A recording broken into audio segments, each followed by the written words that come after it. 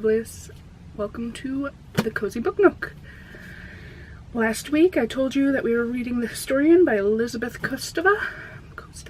I still don't know how to pronounce her last name, and I apologize. Hopefully you did the reading before you clicked on this video, because there's going to be major spoilers. You know what? Let's add an insert here.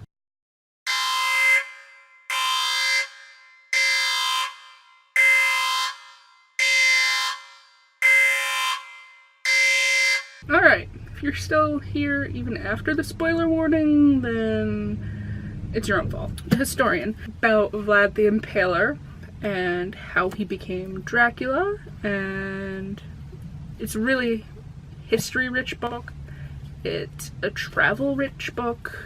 So, let's talk basic plot. There's three main parts. The story of the main character, whose name we don't know. The story of Paul and Helen. And then even before them is the story of Professor Rossi. Those are the three main parts. We're kind of going to go chronological order. So it starts with Rossi. You find out his story through what he tells Paul while Paul's an undergraduate, and the letters that he writes Paul after he disappears. In the letters you find out he ended up getting one of these mysterious books too. And he decided to research it because it was driving him nuts, similar to Paul.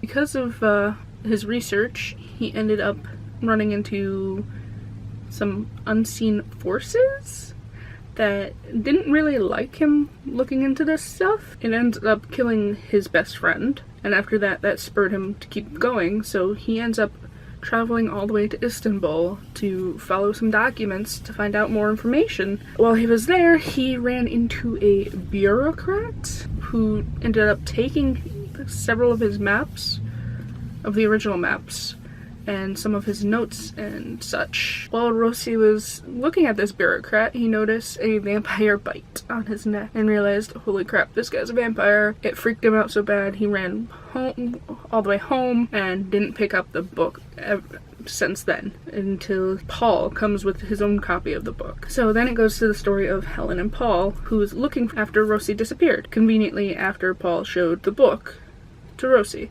While he was an undergraduate, he was in the library studying, and this mysterious book with the dragon, nothing else but a dragon in the center, appeared on his study table. He tried to ditch it, he tried to get rid of it. It just kept appearing back there, so he grabbed it, brought it to his one professor he was close friends with, named Rossi, and Rossi was like, I have one too! Rossi then proceeds to tell this extravagant story of Dracula, of Vlad the Impaler, aka Dracula, and how he was still roaming the earth. Bombshell! He explains this to Paul, the girl's father, and after explaining everything, he gives him an envelope with all sorts of papers in it, sends him on his merry way. That night, Rossi ends up disappearing. So, of course, Paul, he's frantic. He wants to find his friend. He opens up, reads the letters. It just goes into more depth about how Vlad the Impaler, aka Dracula, is still running around, causing chaos. At first Paul doesn't believe him. He thinks he might be crazy, but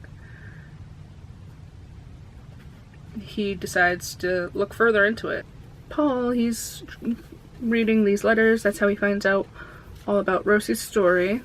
While he's reading them, he meets this lady named Helen. Yeah, you find out she's Rossi's daughter, and Rossi doesn't really know about her.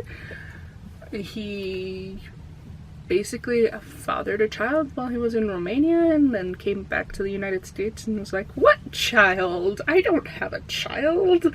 And that he had when he visited Romania, which was never mentioned in the letters, but basically she came to the university to get back at her father by publishing papers that he was going to publish, yada yada yada. Anyways, Paul has to be the bearer of bad news and tell her that, hey, you're not going to get your revenge because Rosie's missing currently. They end up joining forces because she has a book that Paul wants, and they meet up to talk about it, and Paul ends up trusting her with all this.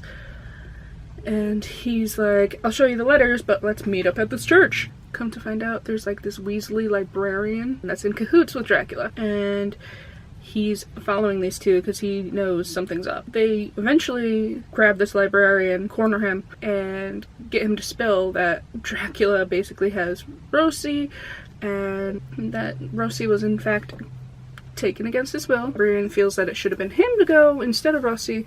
Basically lets it slip about a tomb.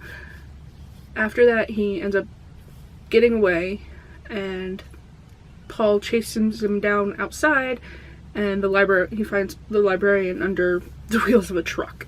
Paul and Helen end up flying to Hungary, Istanbul, themselves to find the sources of Rosie's documents. While in Istanbul, and they're sitting in a restaurant trying to figure out what they do, and they meet a stranger who happens to work at the university, and he works as an English lit, majoring in Shakespeare, but he also studies vampires because, you guessed it, he found a book with a dragon in the middle. Needless to say, Helen and Paul are a little leery of him at first. He ends up taking them to Rosie's the archives Rosie was originally looking through. Unfortunately, they had been moved because the building that they were formerly in was torn down. He introduces them to the librarian, yada yada yada. They're out being tourists, which is understandable, and they end up meeting the librarian, who should be fucking dead. The day after they see the dead librarian, they go to the archives again with Professor Turgot, and there's the frickin' librarian standing there, looking like he's gonna eat someone, and Helen whips out a gun, shoots him. Librarian goes scurrying off. They find the poor librarian that was in charge of the archives on the ground. He'd been bitten. So they took care of him. They brought him back to Turgot's place. So after that ends up happening, Helen and Paul go to Hungary, and they meet up with her aunt, who's a government official, and her aunt gets them in because it was gets them into the country because relations with the outside world weren't that great. And by getting them into a conference, Paul ends up having to give a speech, and he finds another person with a copy of the book. And that's so far. That's at chapter 41. Now, while all these stories within stories are being told, the main character herself, she starts off traveling with her father, who starts telling the story of Professor Rosie and his disappearance, his letters. Then he starts telling about Helen and his adventures with her. While they're traveling around, they end up going to Oxford for a conference. And while they're at Oxford, the dad was supposed to be in meetings, and the daughter was being taken on a tour by one of the students named Barley, on a tour by Barley, and he was telling her about the history and such. They get on the topic of vampires, she asks about it, he takes her up to the little area that houses that stuff, and she finds her father nose deep in a book instead of in a conference. That night, he ends up leaving in the middle of the night and sending her home, but before she goes home, she goes to and checks out that book that her father was looking at. Barley was very nice enough to translate it for her, told about Dracula going to a certain monastery every 16 years. The time happened to coincide perfectly with what time it was in the book. She's positive that her dad is going to that monastery in order to find her mother. On the entire trip home, she's like, my father's at the monastery, he's gonna get himself killed. So she gets home finally, and then the next day when she's supposed to be going to school, she gets a crap ton of money out of the house and runs away because she's gonna go to the same monastery that her dad's at. While she's running away, apparently Barley saw her running away, and he's like, crap, I'm responsible for this kid. I better see what she's doing. He follows her. He ends up confronting her on the train, and she ends up telling everything, including showing her dad's letters that he had left for her. And he's like, alright, we're going on an adventure. He ends up going with her. While they're on the train, Barley went to the dining car because he eats like a horse apparently, and left her alone. Left her, and she woke up to find a strange guy in the apartment car with her, and like he freaked her out completely.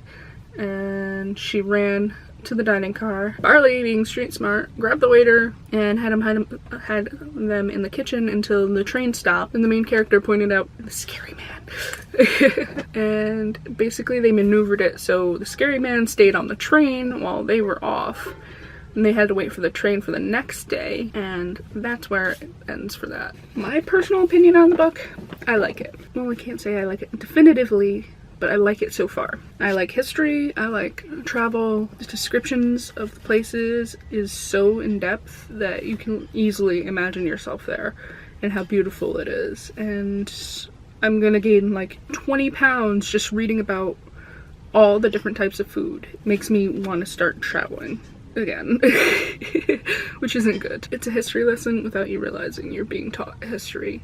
I usually am bad at history because of all the dates, but it's making it so even I can remember it, and it's very nice. It has the perfect balance of history and fiction and drama and intrigue and mystery. And like I said, I like it so far. I hope you do too. I can't wait to read the rest. I'm not gonna lie, I was totally staying up until 3 o'clock in the morning reading this. Like I said, I cannot wait to finish. So tell me what you think in the comments. Tell me your opinions. Tell me, did I miss anything big? Just start a chat in the comments with me. I'll gladly reply. So I guess I'm gonna end the video here. So stay shiny and keep an eye out for the next video. Bye bye!